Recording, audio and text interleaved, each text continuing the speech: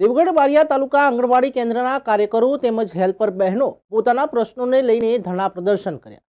દેવગઢ બારિયા તાલુકામાં સમાવિષ્ટ આંગણવાડી કેન્દ્રમાં ફરજ બજાવતા કાર્યકરો અને હેલ્પર બહેનો દ્વારા નગરના માનસરોવર તળાવ પર આવેલ પાતાળેશ્વર મહાદેવ મંદિર ખાતે એક દિવસના ધરણા પ્રદર્શન યોજવામાં આવ્યું। ગુજરાત આંગણવાડી કેન્દ્ર દેવગઢ બારિયા તાલુકા પ્રમુખ કુસુમબેને એમ પણ જણાવ્યું કે રેલી સ્વરૂપે દાહોદ જિલ્લા કલેક્ટરને આવેદનપત્ર આપવા જવાના છીએ, જેમાં તેમનો મુખ્ય હેતુ એવો છે કે ગુજરાત સરકાર દ્વારા 2022માં લેવાયેલા નિર્ણય મુજબ અમલ નથી કરવામાં આવ્યો।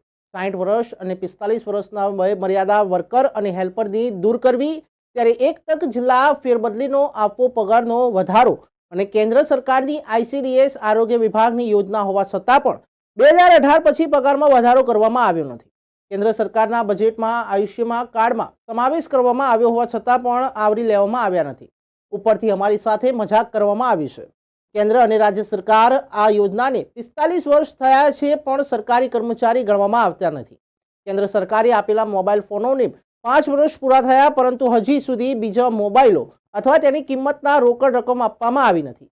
સરકારે રજિસ્ટર અથવા મોબાઈલથી કામગીરી કરવા બંનેમાંથી કોઈ પણ એક જ નિર્ણય લેવો જોઈએ। ત્યારે બાળકોના આહારના દરમાં સુધારો કરવો, હેલ્પરના પગારમાં 50%ની જગ્યાએ 75% વધારો કરવો જોઈએ।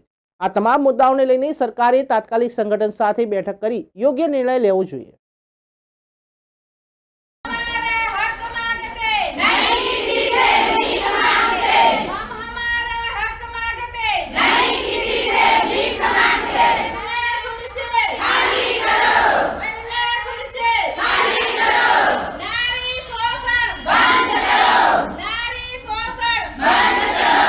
સરકારને અમારું એટલું નિવેદન છે કે 2022 પછી એક પણ વધારો કર્યો નથી।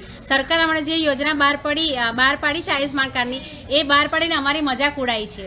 સરકારે 2018માં જે પગાર વધારો કરવો હતો એ અત્યાર સુધી કોઈ પગાર વધારો કર્યો નથી। સરકારને એટલું નિવેદન છે, અમને ખાલી લોલીપોપ ના અપાવે, અમારો પગાર વધારો કરે, અમને સરકારી કર્મચારી ગણે અને અમને ટાઈમમાં થોડો ફેરફાર કરી આપે।